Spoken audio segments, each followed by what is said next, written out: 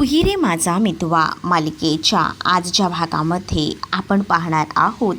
आता ईश्वरी विचार करत असते. ईश्वरीला विचार करताना बघूनच इकडे मात्र आता त्या वल्लरीच्या डोक्यामध्ये काही ना काही शिजत असतं. मला काहीच कळायला मार्ग लागत नाही आहे, नेमकं काय चाललेलं आहे. म्हणजे मला एक गोष्ट कळत नाही आहे. रमाकांत दिसला होता, पण हिने रमाकांतचा फोटो का घेतला होता. काही गोष्टी आहेत ना तिला आठवत नसतात आणि त्यामुळेच ना आता तिची चिडचिड होत असते. तिच्या चिडचिडीचं प्रमाण हे खूप जास्त वाढलेलं असतं. तर त्यातच इकडे नमू आणि आकाश भेटलेले असतात आणि आकाश आणि नमू आता इतक्या दिवसानंतर भेटलेले असताना नमूला कुठून काय करावं आणि सुरुवात बोलावं हे समजत नसतं. पण तरीसुद्धा नमू आता आकाशला सॉरी म्हणते. आकाशला ती आता म्हणू लागते की माझ्याकडनं चूक झाली, पण इथून पुढे होणार नाही, यासाठी तुम्ही प्लीज मला माफ करा, असं देखील आता तिनं म्हटलेलं असतं. पण तो म्हणतो रिअली मी म्हणजे तुला समजते का तुझी चूक झाली येते. त्यावर आता नम्रता म्हणते की हो मला समजलं आहे, मी खूप जास्त हुशारपणा केला आणि तुम्हाला कमी लेखलं आणि त्यामध्येच मी तुमची माफी मागते, असं देखील आता इकडे नम्रता बोलत असते. आकाश म्हणतो तरीसुद्धा आकाश थोडा ॲटिट्यूडनेच तिच्याकडे बघत असतो. आकाशला आता ती म्हणत असते की त्या सगळ्या गोष्टी ठीक आहेत, मी ना तुमच्यासाठी काहीतरी आणलेलं आहे आणि त्याने येताना ना 2 कँडीज आणलेल्या असतात आणि त्या कँडीज आहेत ना आता ती दाखवू लागते आणि जेव्हा 2 कँडीज ती दाखवते तेव्हा आकाश म्हणतो की मला नको आहे. आकाशही आता थोडा नाराज होऊन दाखवणारच की एवढे दिवस नम्रता नाराज होऊन दाखवत होती आणि म्हणूनच मग आता इकडे आकाशही थोडा नाराज होता. आकाशही आता बघत होता, पण आकाशला आता नम्रताकडनं ते कँडीज घ्यायचे नव्हते. पण आता नम्रता त्याच्याकडे प्लीज प्लीज बोलते. त्याबरोबर आता आकाश ती कँडीज घेतो. पण आकाश आता म्हणत असतो की त्यासाठी सुद्धा ना मला एक बोलायचं होतं. म्हणजे काय ना मी म्हणतोय माझी एक अट आहे, ती अट मान्य असेल तरच मी कँडीज घेणार. तू मला फक्त आकाश बोलायचं, आकाश सर बोलायचं नाही, बघ मग जमतंय का. मग त्यावरती हो असं म्हणते आणि त्यानंतर दोघंही जण आता ते मस्त कँडी खात असतात. पण तिला ना खूप जास्त गिल्टी फील होत असतं, कारण ती जे काही वागलेली असते ना ते खूपच बेकार असतं आणि तिला या गोष्टीची आता चीड येत असते आणि म्हणूनच ती आकाशकडे सारखी सॉरी सॉरी असं बोलत असते. तर आकाशही तिला आता मोठ्या मनानं माफ करतो. आकाश तिला म्हणतो की ज्या काही गोष्टी झाल्या आहेत ना त्या सगळ्या विसरून जा, नको इतका विचार करू. शेवटी आपणच एक दुसऱ्याला समजून घ्यायचं असतं, बरोबर की नाही. मग जर आपणच दोघांनी एकमेकांना समजून नाही घेतलं तर कसं चालेल, असंही आता म्हटलं जातं. त्याच वेळेला दोघंही जण आता मस्त त्या कँडीज खात असतात आणि चीअरसुद्धा करतात. त्यामुळे आता खूप जास्त प्रेशर ना आता नम्रताच्या डोक्यावरनं सुद्धा उतरलेलं असतं. नम्रताला सुद्धा बरं वाटत असतं की चला फायनली आता दोघंही जण पुन्हा एकत्र आलेले आहेत, या खुशीनेच तिला आनंद झालेला असतो. तर दुसरीकडे मात्र आता दोघंही जण मस्त त्या कँडीमध्ये एन्जॉय करत असतात, कँडी खात असतात. पण इकडे मात्र आता वल्लरीचं डोकं सटकलेलं असतं. वल्लरीला विचारायचं असतं ईश्वरीला की तू कुठे गेली होतीस आणि देवळात नेमकं काय चालू होतं. आणि म्हणूनच ती विचारत होती की काय करत होतीस तू देवळात तिथे, मला ते तरी सांग नक्की, तुझं लक्ष कुठे होता. त्यावर ईश्वरी म्हणते की तुमचं बरं हो माझ्यावर लक्ष असतो. त्यावर ईश्वरीला लगेच वल्लरी म्हणते की मग तुझ्यासारख्या बाईवर विश्वास ठेवायला हवा ना, तुझ्यासारख्या बाईच्या हातात घर दिले म्हणून या घराची हालत किती बेकार झालेली आहे, या घराकडे ना बघवतही नाही आहे, असंही आता म्हटलं जातं. त्यात तू आता आमच्या डोक्यावर ना त्या मूर्ख बहिणीला सुद्धा आणून बसवणार आहे आणि म्हणूनच ना थोडी काळजी वाटते, बाकी काही नाही, असंही आता इकडे वल्लरी म्हणत असते. त्यावर ईश्वरी म्हणते एवढंच कारण आहे ना की अजून काही, बघा बघा विचार करा, असंही तिने आता म्हटलेलं असतं. त्यावरती म्हणते की नाही बाकी दुसरी काही कारणं नाही आहेत, हेच कारण आहे, असंही आता सांगितलं जातं. मग त्याच वेळेला आता ईश्वरी म्हणत असते की ठीक आहे तुम्ही जो काही विचार करताय तिथपर्यंत, पण तुम्ही एवढं टेन्शन घेऊ नका, कारण नमूताईसुद्धा याच घरात लग्न करून आहे. तेच तर ना माझा मूर्ख मुलगा जो आहे ना तो असा काही अडकला आहे ना तुझ्या बहिणीच्या मागे, तो काही इतक्यात मागे हटायचं काही नाव घेत नसतो आणि म्हणूनच तर मला हे होतं आहे की त्याची काळजी वाटते की तो कसं मॅनेज करेल, काय करेल, तो असा अडकला आहे ना असंही आता ती म्हणत असते. खरं तर तिला वेगळंच जाणून घ्यायचं असतं आणि त्याचसाठी ती तिच्याबरोबर चावचाव करत असते. पण इकडे काही वेगळ्याच घटना ज्या आहेत त्या घडत असतात. दुसरीकडे नम्रता आणि आकाश बोलत असतात. त्याच वेळेला नम्रताला गिल्ट येत असतं. नम्रता म्हणत असते की सॉरी. त्याच वेळेला आकाश नम्रताला म्हणतो की आपण मस्त काहीतरी खायचं का, स्पायसी पाणीपुरी वगैरे. मग आता ती म्हणते की नको, काय ना की खरं तर ना माझं शुभूसोबत आहे ना मगाशी खूप जास्त जिलेबी खाणं झालं आहे, त्यामुळे मला ना आता नको आहे काहीच, पोट भरलं आहे. मग आपण गप्पा मारायच्या का छान. मग तिकडे तिकडे बघते की कोणी आहे का. तिला आता कोणीसुद्धा दिसत नसतं आणि म्हणूनच मग ती काय आता आकाशचा हात वगैरे धरायला जाते. हळूच आकाशचा हात धरते आणि आकाशकडे ती बघत राहते. आकाशही प्रेमाने तिला जवळ घेतो. दोघांच्याही छान अशा आता गप्पा रंगलेल्या असतात. दोघंही जण आता एन्जॉय करत असतात आणि त्याच वेळेला आता ती त्याला पुन्हा एकदा सॉरीसुद्धा बोलते. तिला वाईट वाटत होतं. तिला काही गोष्टी कळत होत्या की तिच्यामुळे ह्या सगळ्या काही गोष्टी होत आहेत आणि ती आकाशवर खूपच जास्त नाराज होती. दुसरीकडे मात्र आता वल्लरी ही मात्र आता विचार करते की हिने तर मलाच माझ्या या सगळ्या गोष्टींमध्ये अडकवलं. म्हणजे मी विचार करत होते की हिच्याकडनं सगळ्या काही गोष्टी काढून घ्यायच्या, पण ही तर मलाच माझ्या बोलण्यात अडकवत आहे. कारण इशू तेवढी हुशारच होती. इशूला काही गोष्टी ज्या आहेत ना त्या सांगायच्या नव्हत्या ना, आणि म्हणूनच मग ती सुद्धा आता मुद्दामच म्हणत असते की काय मग तुमचं काही माझ्याकडे लक्षच असतं का, ते तरी मला सांगा. जरा माझ्याकडे लक्ष देणं ना बंद करा, असं देखील आता म्हटलं जातं. कारण आहे ना मी माझ्या परीने मला जे काही करायचं आहे ते करतच असते. दुसरीकडे मात्र आता पाहायला मिळतं की इकडे शुभू जरा फोनवर बोलत असतो. शुभू जेव्हा फोनवर बोलतो ना तेव्हा मात्र आकाश आणि नम्रता जायला निघालेले असतात आणि तिकडे असणाऱ्या शुभूला एकत्र बघितलेलं असतं. शुभू खरं तर फोनवर बोलत असतो. शुभूला बघितल्यावर नम्रता आकाशला गाडी थांबवायला सांगते आणि ती शुभूकडे जाते. शुभूला म्हणत असते की तू इथे काय करतोयस. शुभू म्हणतो की ते सगळं जाऊ दे, जरा थांब. आणि त्यानंतर त्याचा फोन चालू असतो आणि त्यानंतर त्या फोनवर ओके ओके थँक्यू असं म्हणतच त्याने आता फोन ठेवलेला असतो. आणि जेव्हा तो आता फोन ठेवतो ना तेव्हा तो नमूला म्हणतो की अगं माझं सोड, तुझं काय बोलतेस ते सांग, तू इथे काय करतेस, असंही आता तो तिला म्हणू लागतो. त्यावर मात्र अरे इकडनं तर मी जात होते, पण तू कोणाशी बोलत होता, खरं खरं सांग. त्यावर आता तो म्हणतो की अगं काही कामं असतात, त्या कामासंदर्भातच बोलणं सुरू होतं. म्हटलं गाडी साईडला घेऊन आधी फोनवर बोलून घेऊया, म्हणूनच फोनवर बोलत होतो, असं देखील आता तो बोलत असतो. जेव्हा या सगळ्या गोष्टी तो सांगतो ना तेव्हा मात्र आता इकडे आकाशही असतो. आकाश त्यांच्याकडे बघत असतो, कारण का त्यांचं बॉन्ड आहे ना कुठेतरी आता त्याच्या डोळ्यात खुपत असतं. कारण दुसरीकडे आता जेव्हा नमूला घरी जायचं असतं तेव्हा नमू जी आहे ती मात्र आता डायरेक्ट शुभूलाच घरी घेऊन जायचं आहे असं म्हणते. पण त्यावेळेला आकाश तिला म्हणतो अगं मी आहे तुला सोडायला. पण आकाशला ती म्हणते की सर नको, तुम्हाला खूप जास्त फिरून यावं लागेल आणि म्हणूनच शुभू आहे ना, शुभूसोबत मी जाऊ शकते. शुभू देखील आता नम्रताला समजावतो आणि नम्रताला म्हणत असतो की अगं काय करतेस असं, एवढा तो तुला सोडायला येतोय म्हणतोय आणि काय का तू अशी अनरोमॅन्टिक, जा ना त्याच्यासोबतच. पण आता ती म्हणते की नको, मी येते ना तुझ्यासोबत, तू तसा घरीच चाललायस ना, मग आपण दोघं एकत्र जाऊया, असंही ती आता शुभूला म्हणू लागते. मग शुभूसुद्धा आता काहीच बोलू शकत नाही, म्हणतो ठीक आहे चल. पण आता ह्या सगळ्या गोष्टी ना कुठेतरी आकाशला मनातून खटकत असतात, त्याला वाईट वाटत असतं, पण तो तरी काय करणार ना, तो आता शांतच असतो. दुसरीकडे मात्र आता नमू आणि आकाश हे मात्र आता ते एकमेकांना फक्त बाय बोलतात आणि त्याच वेळेला ना शुभूने नम्रताच्या हातामध्ये फुगेसुद्धा बघितलेले असतात आणि मग मुद्दामूनच तो विचारतो की हे काय आहे, म्हणजे मला कळलं नाही, ही लहान आहे का तुम्ही, म्हणजे हिला घेऊन का दिलं, एवढी मोठी झाली आहे आता काही गरज नाही आहे हिला हे वगैरे घेऊन द्यायची, असंही आता सांगितलं जातं. त्याच वेळेला राहू दे, मी माझ्या आवडीने घेऊन दिले तिला. त्यानंतर आता शुभूसोबत इथे ती जात असते.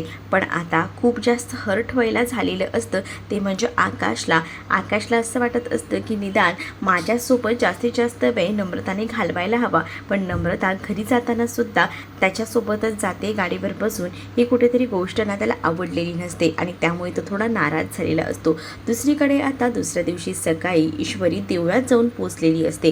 देवळात गेल्यानंतर आता ईश्वरी तिथे कुठे गुरुजी आहेत का बघत असते, कारण आहे ना तिला आता अर्णवच्या बाबांचा शोध घ्यायचा असतो आणि यासाठी ती आता बाहेर पडलेली असते. इकडे तिकडे बघते अर्णवचे बाबा कुठे आहेत का, पण तिला अर्णवचे बाबा कुठेही दिसत नसतात. बाकी सगळे साधू तिथे असतात पण अर्णवचे इशूचे बाबा काही तिला दिसत नसतात, त्यामुळे आता तिला कळत नसतं की काय करावं ह्या सगळ्या ह्याच्यामध्ये ती अडकून गेलेली असते. पण आता ती विचार करते की कोणाला तरी विचारू का, म्हणजे विचारल्यानंतर तरी निदान कोणीतरी आपल्याला मदत तरी करेल असाही विचार तिच्या डोक्यामध्ये येऊ लागलेला असतो. आणि म्हणूनच ना मग आता तिथे गुरुजी असतात देवळातले, त्यांना ती विचारायला जाते. त्यांना म्हणत असते की काल ना आम्ही इथे अन्नदान केलं आणि त्या संदर्भात ना मला थोडं बोलायचं होतं. म्हणजे काल ना इथे काही साधू होते आणि त्यांमधले ना एक साधू मला दिसत नाही आहेत आणि ती आता फोटोसुद्धा दाखवते.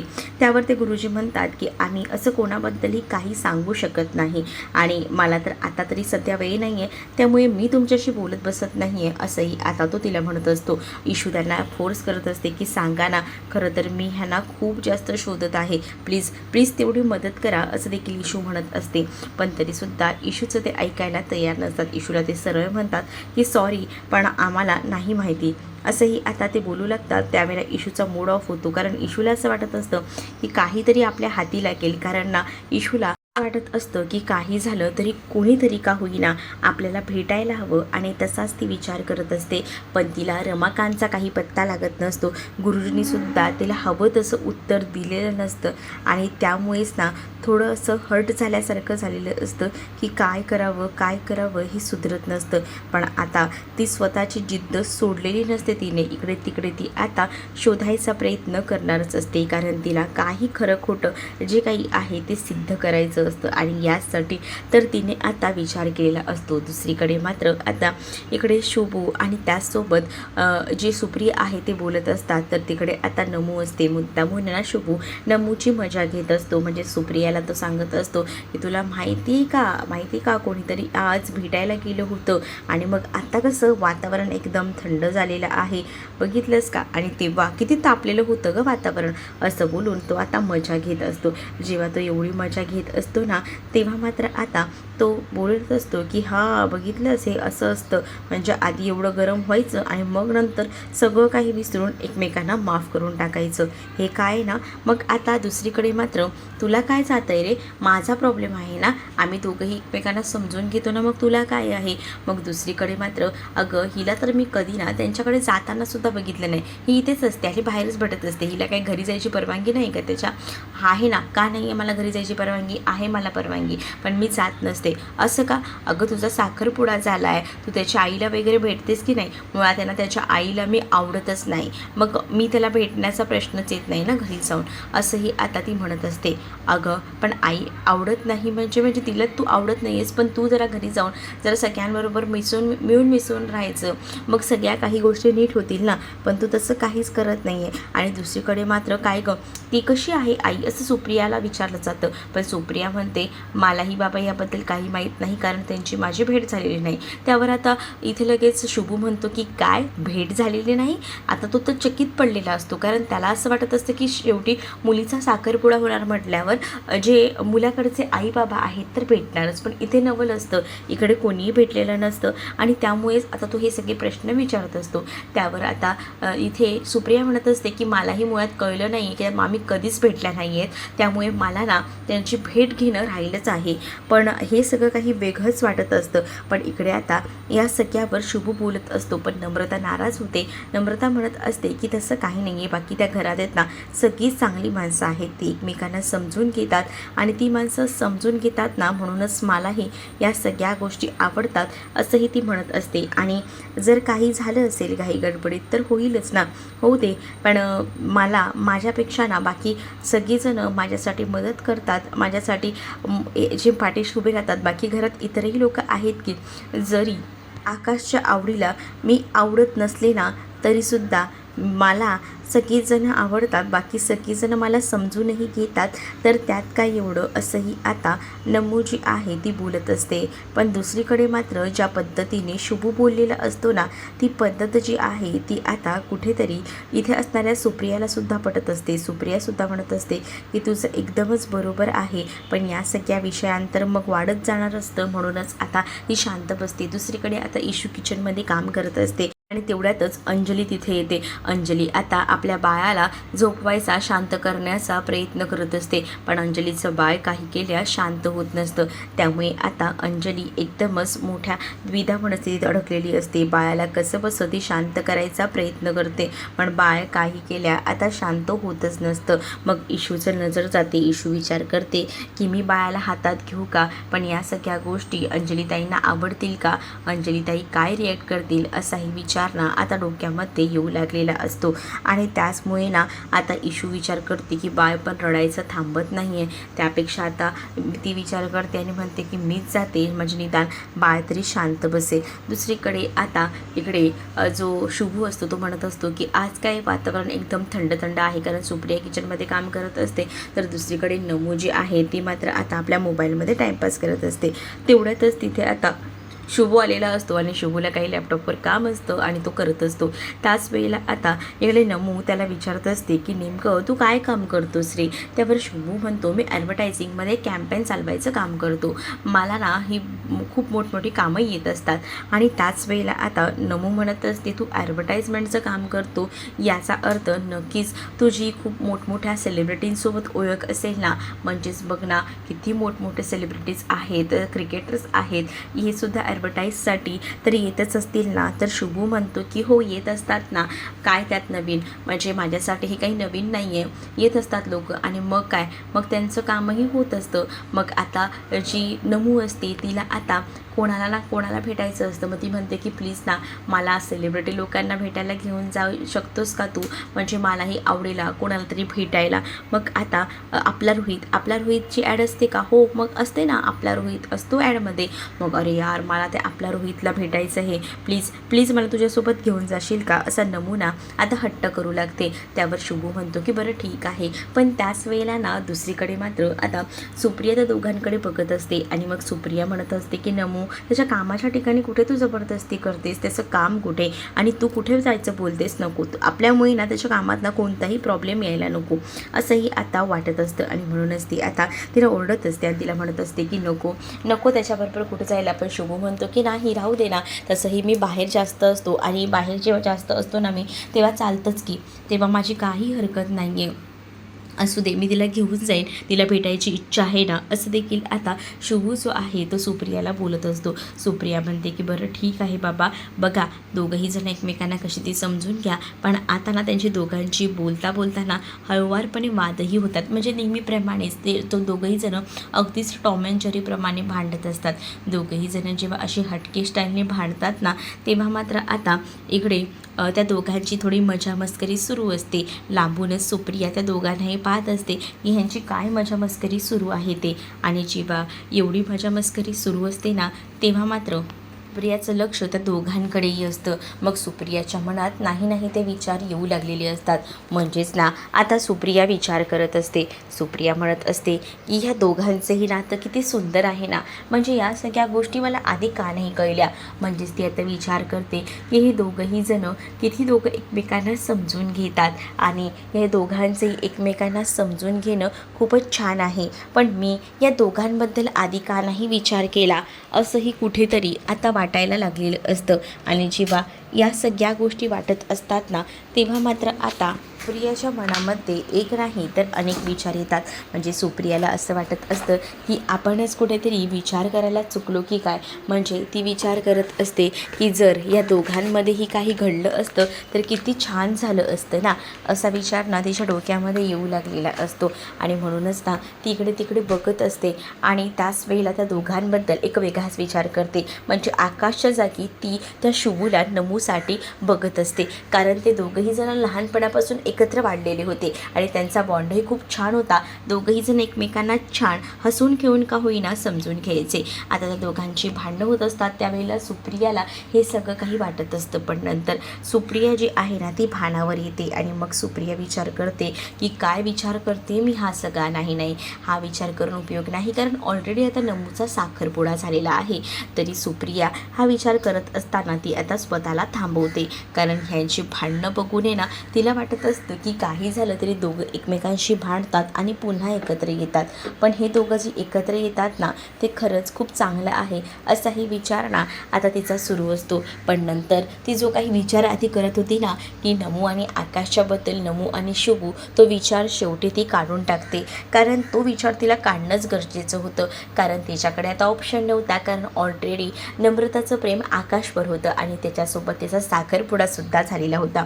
म्हणूनच ती आता त्यांच्याकडे बघून फक्त आता बघत राहते, बाकी डोक्यामध्ये काही विचार आणत नाही. ती म्हणते की माझं चुकतंय असा विचार करणं. इकडे नमू आता मुद्दामून शुभूची मजा घेत असते, त्याचे गाल वगैरे ओढत असते आणि त्याला चिडवायचं सुद्धा काम करत असते. कारण ह्यांची ना लहानपणापासूनचीच खूप छान फ्रेंडशिप होती आणि त्यामुळे त्यांचं इतकं काही सगळं जुळत होतं.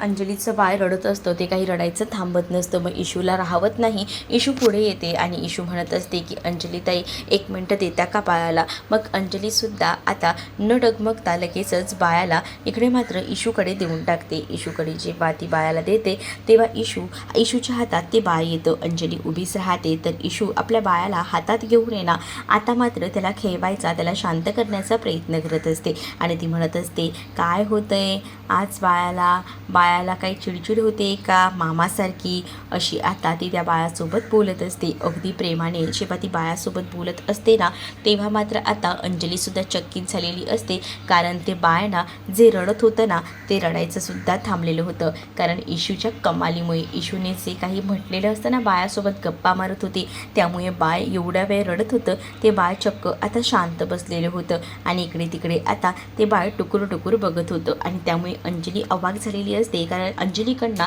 ती काही शांत तो बाळ बसलेला नव्हता आणि इकडे मात्र इशूने त्या बाळाला एकदम शांत केलेलं असतं आणि ते बाळ इशूकडे एकदम डोळे वाटारून बघत असतं आणि त्यामुळे इशूही खूप जास्त खुश असते. इशू आता त्या बाळासोबत छान गप्पा मारत असते आणि अंजलीला हे सगळं बघूनच आश्चर्याचा धक्का बसलेला असतो. तर पुढील भागामध्ये आपल्याला पाहायला मिळतो इशूने सगळा भूतकाळातील सीन रिक्रिएट केलेला असतो अर्णवसोबत, जेणेकरून अर्णवचे डोळे उघडायला हवेत. म्हणजेच ऑफिसमध्ये तो आता बसलेला असताना त्याला कोणीतरी कॉफीत ना गुंगीचं औषध दिलेलं असतं आणि एक मुलगी तिथे येऊन त्याच्यासोबत आता बाजूला बसलेली असते. त्याचे काही फोटोज वगैरे निघतात आणि त्यावेळेला चर्चा मीडियामध्ये होते आणि मग जेव्हा ईश्वरी येते तेव्हा तो ह्या सगळ्या गोष्टींवर पांघरून टाकतो आणि म्हणत असतो की हे सगळं काही मी खरंच काही केलेलं नाही आहे असंही काहीचं तो म्हणत असतो. त्यावर इशू म्हणते की सगळं ठीक आहे, हे सगळं तुम्ही केलेलं नाही आहे, तुम्ही म्हणताय ना, मग मला एक गोष्ट सांगा, हे सगळं जर तुम्हाला असं वाटत असेल की तुम्ही केलेलं नाही आहे, मग मला एक गोष्ट स्पष्ट हवी आहे की मग माझ्या आईच्या बाबतीत जे काही झालं होतं तुमच्या वडिलांच्या बाबतीत ते सुद्धा तसंच असू शकतं ना, की ते का खरं असू शकतं असं तुम्हाला वाटतं. असं बोलून ती दोन्ही फोटो दाखवून ना अर्णवचे डोळे उघडायचा प्रयत्न करत असते. अर्णवही आता अवाक झालेला असतो आणि त्यामुळे अर्णवही ईश्वरीकडे बघत राहतो आणि त्याच वेळेला ईश्वरीने सुप्रियाला सुद्धा तिथे हजर केलेलं असतं. तर तुम्हाला हा भाग कसा वाटला हे नक्कीच मला कमेंटमध्ये सांगा आणि अशाच नवनवीन भागांसाठी आपल्या चॅनलला सुद्धा सबस्क्राईब करायला विसरू नका. चला तर मग भेटूया पुढच्या भागामध्ये. तोपर्यंत टाटा बाय.